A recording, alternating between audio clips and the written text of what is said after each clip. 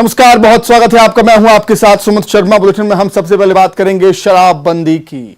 छत्तीसगढ़ में शराबबंदी को लेकर राजनीतिक बवाल फिर से शुरू हो गया है। शराबबंदी के लिए बनाई गई कमेटी के अध्यक्ष सत्यनारायण शर्मा ने कहा है कि शराबबंदी जनता के लिए कोई मुद्दा नहीं है, सिर्फ ये बीजेपी के लिए मुद्दा है। आम जनता को शराबबंदी से मतलब भी नहीं है, वो ऐसा कहते हैं। वहीं शर्मा ने बीजेपी महिला मोर्चा के आंदोलन पर कहा कि महंगाई से ध्यान हटाने के लिए षड्यंत्र किया जा रहा है। सुनिए। क्यों नहीं बोलते कोई लोग भाजपा के नेता? महंगाई पे बोलने में क्या क्या दिक्कत है इनको? महंगाई के खिलाफ कुछ बोलेंगे नहीं और इधर उधर की बात करेंगे। ध्यान हटाने के लिए, मुद्दों से ध्यान हटाने के लिए ये योजना इनकी बनती है, षड्यंत्र बनता है। इसका कोई असर जनता पे नहीं हो। ये शराब एक जनता का मुद्दा नहीं है, भारतीय जनता पार्टी का मुद्दा हो सकता है। आम जनता का कोई मुद्दा शराब नहीं है। अगर है तो अगर इसमें भी है तो इसका सर्वे करा लिया, देख लिया जाए। उधर शराबबंदी कमेटी के अध्यक्ष सत्यनारायण शर्मा के बयान पर बीजेपी की तरफ से नेता प्रतिपक्ष नारायण चंदेल ने पलटवार किया। नेता प्रतिपक्ष ने तंज कसते हुए कहा कि शराबबंदी तो दूर की बात है, कांग्रेस सरकार प्रदेश में शराब की होम डिलीवरी करवा रही है, जबकि कांग्रेस ने पिछले विधानसभा चुनाव के दौरान सूबे में शराबबंदी का वादा अपने चुनावी घोषणा पत्र में किया था। सरकार में कौन है? कांग्रेस है। शराब का मुद्दा कांग्रेस के पाले में। ये उन्होंने कहा था कि हम पूर्ण शराबबंदी लागू करेंगे, लेकिन आज शराबबंदी पूर्ण लागू करने की बात दूर है। कोरोना काल में भी छत्तीसगढ़ में शराब की होम डिलीवरी भूपेश सरकार ने किया। नेता प्रतिपक्ष नारायण चंदेल के साथ बीजेपी प्रदेश अध्यक्ष अरुण साव ने सत्यनारायण शर्मा पर निशाना साधा। उन्होंने कहा कि शराबबंदी का मुद्दा कांग्रेस के चुनावी घोषणा पत्र का वादा है, जिसे कांग्रेस की सरकार ने पूरा नहीं किया। प्रदेश की सरकार जनता को ठगने का काम कर रही है। शराबबंदी का तो जन घोषणा पत्र में कांग्रेस ने किया। आज पौने 4 साल हो गया कमेटी बनाना और ये करना। मैंने इसीलिए कहा कि इस राज्य में कांग्रेस की इच्छा शक्ति नहीं है, जनता को ठगने का काम कर रही है। भाजपा का मुद्दा ने क्या है, ये विषय है। लेकिन जन घोषणा पत्र में शराबबंदी का मामला जन घोषणा पत्र में कांग्रेस ने किया था और आज उससे भाग रहे हैं। छत्तीसगढ़ विधानसभा में नेता प्रतिपक्ष नारायण चंदेल और प्रदेश बीजेपी अध्यक्ष अरुण साव का मिशन बस्तर जारी है। आज दोनों बीजेपी नेता सुकमा और दंतेवाड़ा जिले के दौरे पर रहे, जहां पार्टी कार्यकर्ताओं के साथ पार्टी की मौजूदा स्थिति और चुनावी रणनीति पर चर्चा कर रहे हैं। दंतेवाड़ा में भी पार्टी कार्यकर्ताओं और पदाधिकारियों के साथ बैठक और मंथन करेंगे।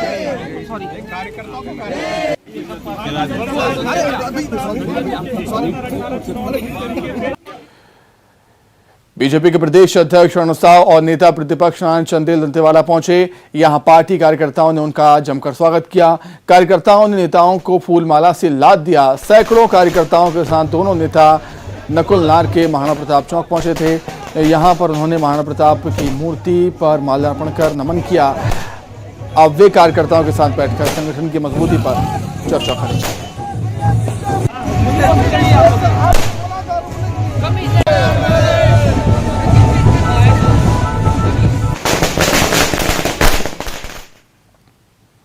उधर बीजेपी के इन दोनों नेताओं के बस्तर दौरे पर सत्यनारायण शर्मा ने तंज कसा है। उन्होंने कहा कि बीजेपी चाहे कितनी भी कोशिश कर ले, वो 20 से ज्यादा सीटें नहीं जीत पाएगी। जनता पार्टी के 14 विधायक हैं। बहुत जोर मारा, 2 और संभावित हो सकते हैं, 16 हो जाएंगे।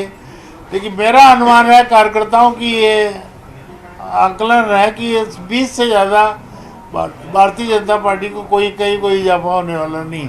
अधिकतम 20 सीट ही प्राप्त कर पाएंगे, चाहे कुछ भी कर लें। महंगाई के इस जमाने में भारतीय जनता पार्टी ने दिया क्या लोगों को? पेट्रोल डीजल महंगा, मिट्टी का तेल महंगा, मिट्टी का तेल मिलता नहीं है, रसोई गैस महंगी, खाने का सामान महंगा। इस बातों से ध्यान हटाने के लिए भारतीय जनता पार्टी अपना काम करते रहती है। कोई फर्क नहीं पड़ता। लोग महसूस कर रहे हैं कि भारतीय जनता पार्टी के कार्यकाल में सर्वाधिक महंगाई हुई है।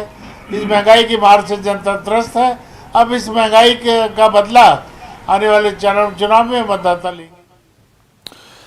प्रदेश की सरकार के आबकारी मंत्री कवासी लखमा के बयान के बाद वार पलटवार शुरू हो गया है। लखमा के बयान पर पूर्व सांसद दिनेश कश्यप ने जवाबी हमला बोला। लखमा ने नेता प्रतिपक्ष और बीजेपी प्रदेश अध्यक्ष बदलने पर तंज कसा था। सुनिए।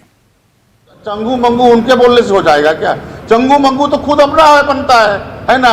उसको बताइए कि चंगू मंगू क्या होता है? नाचना है आंगन टेढ़ा, उसको क्या मालूम बेचारा। जितना बोल देते हैं, जितना कर देते हैं, उतना ही बोलता रहता है वो तो। चंगू मंगू उनके बोलने से हो जाएगा क्या? चंगू मंगू तो खुद अपना बनता है ना? उसको बताइए कि चंगू मंगू क्या होता है? नाचना है आंगन टेढ़ा, उसको क्या मालूम बेचारा। जितना बोल देते हैं, जितना कर देते हैं, उतना ही बोलता रहता है वो तो, है ना? चंगू मंगू वो नहीं है क्या? तो इस प्रदेश की सरकार में कौन चंगू पंगू नहीं है? सब चंगू पंगू है।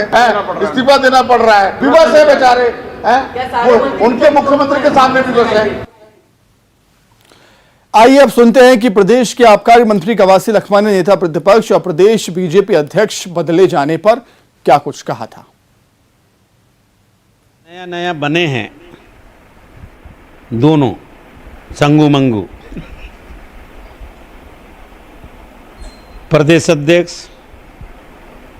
प्रतिपक्ष का नेता। उनका पार्टी का आंदोलन मामला है, सौगात करने में माला पहनने के लिए आए होंगे, उनको मेरा कुछ नहीं कहना है। लेकिन प्रदेश अध्यक्ष भी बिलासपुर संभाग से, प्रतिपक्ष भी बिलासपुर संभाग से। ये कभी इन लोग आए थे क्या? उत्साह कभी देखा था क्या यहाँ बस्तर में? इसको कौन जानता है? ये उसका चश्मा ठीक नहीं होगा। उसका अच्छा डॉक्टर के पास मैं सलाह देता हूं तो चश्मा जांच करे। जितना पद देंगे ना केदार को, उतना बीजेपी को। चलिए आगे बढ़ते हैं। छत्तीसगढ़ में आरक्षण पर जारी सियासत के बीच पूर्व गृह मंत्री ननकीराम कंवर ने बड़ा बयान दे दिया। यह बयान इसलिए बेहद खास है, बेहद अहम है, क्योंकि तत्कालीन बीजेपी सरकार में आरक्षण को लेकर बनी कंवर कमेटी ने ननकीराम अध्यक्ष थे। ननकीराम ने कहा कि उन्होंने कमेटी की रिपोर्ट सरकार को सौंप दी थी, उसे पेश करने का काम उनका नहीं था। अब उस रिपोर्ट में क्या था, इतने सालों बाद याद नहीं। वहीं ननकीराम कंवर ने बीजेपी सरकार के तत्कालीन मुख्यमंत्री रहे डॉक्टर रमन सिंह पर कुछ भी बोलने से मना कर दिया। अध्यक्ष मैं था उसमें, कमेटी मेरी नहीं थी, समाज की कमेटी, उसमें अध्यक्ष था। अध्यक्ष के हैसियत से मैंने रिपोर्ट प्रस्तुत किया था, उसको लागू नहीं किया गया था। देखिए अब किसी ने नहीं किया, उसके संबंध में मेरा कोई आरोप नहीं है कि क्यों नहीं किया, उसकी परिस्थिति उनको समझ में आएगा। और अब चूँकि मेरे माननीय मुख्यमंत्री जी हमारे ही मुख्यमंत्री थे, उनके बारे में आप पूछना चाहेंगे तो मैं क्या बताऊँ? नहीं, अब आपको पहले ही बता दिया था कि क्या रिपोर्ट था, किस संबंध में था। ये छत्तीसगढ़ के किसानों के लिए कांग्रेस समिति बनाएगी और ताकि धान खरीदी के दौरान किसानों की मदद की जाएगी। रायपुर ग्रामीण कांग्रेस ने यह फैसला लिया है। गौरतलब है 1 नवंबर से प्रदेश में धान खरीदी की शुरुआत होने जा रही है। कल जिला कांग्रेस कमेटी में निर्णय हुआ है। हमारे प्रदेश कांग्रेस कमेटी के महामंत्री और रायपुर ग्रामीण जिला के प्रभारी राजेंद्र साहू जी और उदय वर्मा जी अध्यक्ष जी और हम सब पूरे कांग्रेस पार्टी के पदाधिकारी वगैरह थे रायपुर ग्रामीण के, तो उसमें ये तय हुआ कि निगरानी समितियां बनाई जाए। धान खरीदी होगी, धान खरीदी में किसानों को असुविधा न हो, किसी बात की दिक्कत न हो, इसके लिए एक निगरानी समिति बनाई जाएगी जो हर धान खरीदी केंद्र पर जाकर के देखेगी कि कहीं कोई असुविधा तो नहीं। राजनांदगांव के चिचोलो चौकी में भाजपा नेता पर शराब तस्करी के मामले दर्ज होने का अब जो मामला है वो गरमाने लगा है। भाजपा के आरटीआई प्रकोष्ठ के पदाधिकारी जयराम दुबे पर 13 लीटर शराब महाराष्ट्र से तस्करी कर लाने का आरोप लगा है। कांग्रेस ने बीजेपी पर पलटवार करते हुए कहा कि भाजपा के बड़े नेताओं से पहुंच रसूख दिया कर पुलिस को धमकाया गया।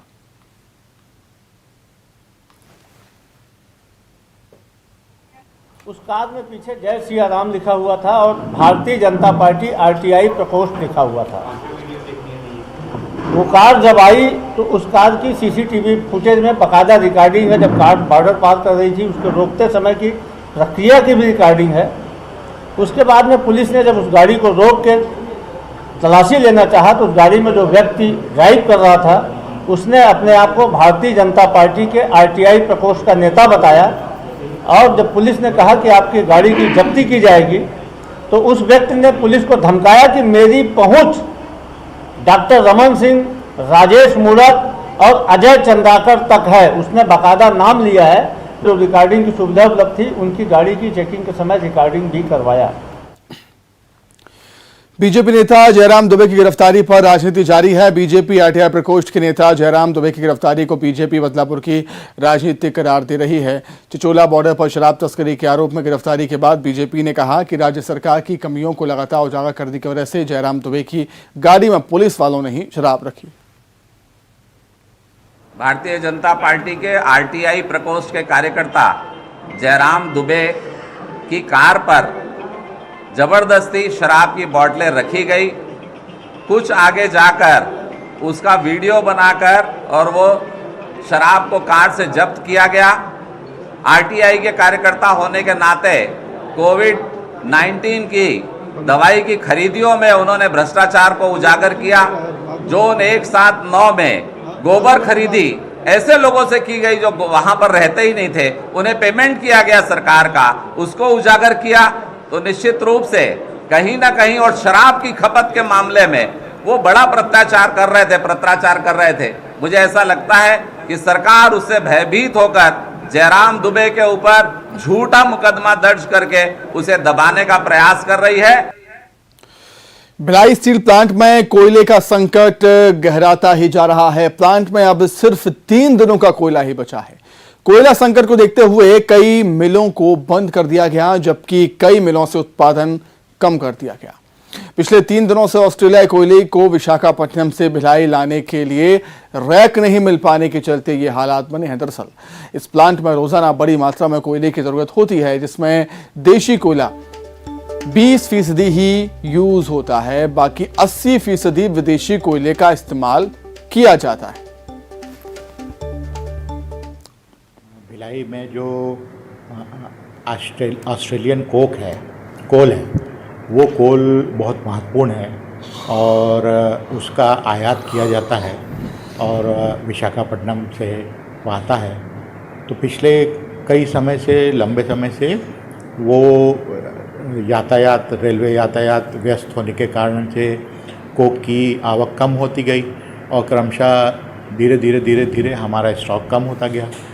भिलाई में हमको रोज़ाना 12,500 टन 5 रैक कोक की आवश्यकता होती है। खबर दुर्ग से, जहां नगर निगम क्षेत्र में पानी की भारी समस्या पैदा हुई है। 24 MLD फिल्टर प्लांट को जोड़ने वाली मुख्य पाइपलाइन फूट गई, जिसके चलते टंकियों तक पानी नहीं पहुंच पा रहा। बता दें कि 24 और 42 MLD फिल्टर प्लांट से ही पूरे शहर में पानी की सप्लाई होती है, लेकिन फिलहाल बड़ी आबादी तक पानी नहीं पहुंच पा रहा है। निगम प्रशासन दावा कर रहा है कि जल्दी समस्या को दूर कर लिया जाएगा। बता दें कि शहर में चल रहे सड़क निर्माण के चलते पहले भी ऐसी समस्याएं आ चुकी हैं।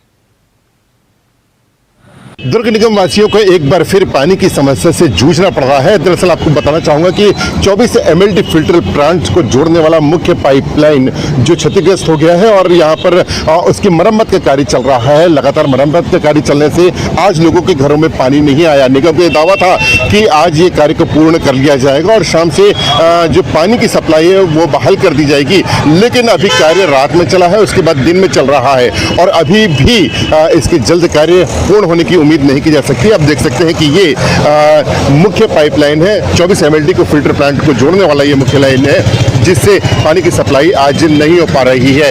इस वजह से 24 MLD फिल्टर प्लांट से जितने भी पानी टंकियों में पानी की सप्लाई की जाती है वो आज नहीं हो पा रही है और यही वजह है कि आज हजारों लोगों को पानी की समस्याओं से जूझना पड़ रहा है। निगम ने ये दावा किया था कि जल्द से जल्द इस कार्य को पूर्ण कर लिया जाएगा, लेकिन कार्य को देखने के बाद में उम्मीद कम ही की जा रही है।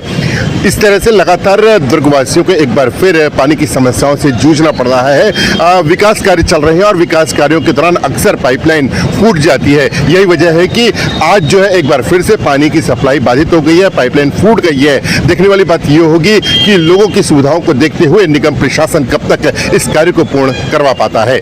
न्यूज़ 18 छत्तीसगढ़ के लिए दुर्ग से मिथिलेश ठाकुर।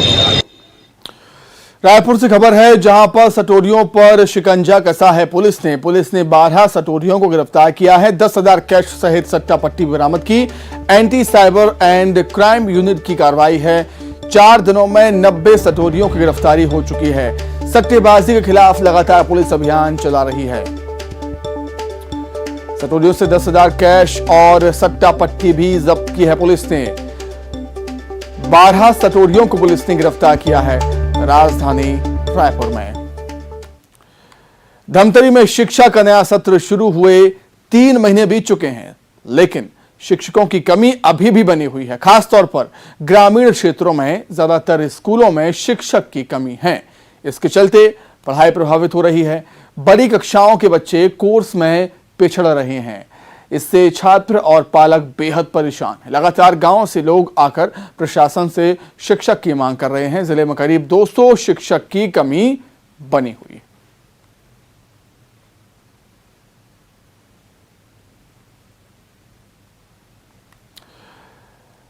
कोरबा के राजगमार ओमपुर में घर के अंदर का मंजर देखकर परिवार के लोग सहम उठे। जब ज्ञानचंद साहू सोने जा रहे थे तब उन्होंने जो मंजर देखा उसे देखकर परिवार के सभी लोग सहम गए। दरअसल बेड के पास एक सांप दूसरे सांप को निवाला बना रहा था। उन्होंने तुरंत इसकी सूचना रेस्क्यू टीम को दी, स्नैक कैचर को दी, जिसके बाद मौके पर पहुंचकर सांप को सुरक्षित पकड़ा गया और फिर उसे जंगल में छोड़ दिया गया। बारिश के मौसम में सांपों का निकलना तो आम बात है, लेकिन घर के अंदर की ऐसी तस्वीर हमें आगाह करती है कि सावधान रहें।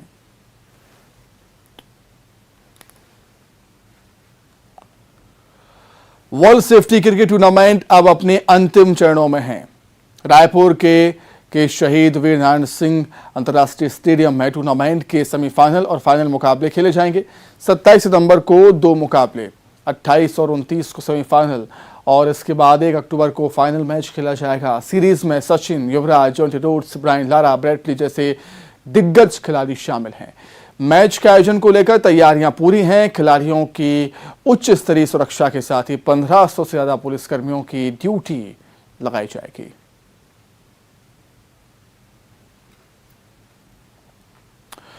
छत्तीसगढ़ की गायिका लता कापड़े का निधन हो गया है। राजनांदगांव में लता ने अंतिम सांस ली। अचानक दिल का दौरा पड़ने से उनका निधन हो गया। लता के निधन पर सीएम भूपेश बघेल ने शोक व्यक्त किया है। सीएम भूपेश बघेल ने लिखा है कि लता जी ने छत्तीसगढ़ी बोली और लोक संगीत के उत्थान के लिए जो किया उसे कभी भुलाया नहीं जा सकेगा। आपको बता दें कि लता कापड़े ने पीपली लाइफ में आमिर खान के साथ अभिनय करके नाम कमाया था।